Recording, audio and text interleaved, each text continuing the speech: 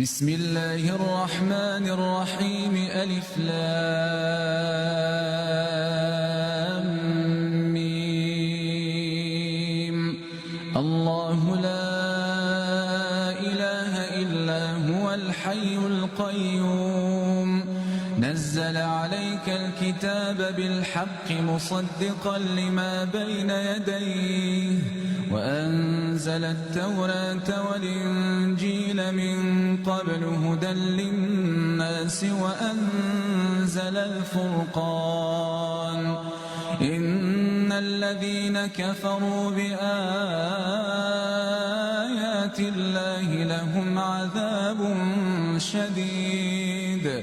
والله عزيز ذو انتقام إن الله لا يخفى عليه شيء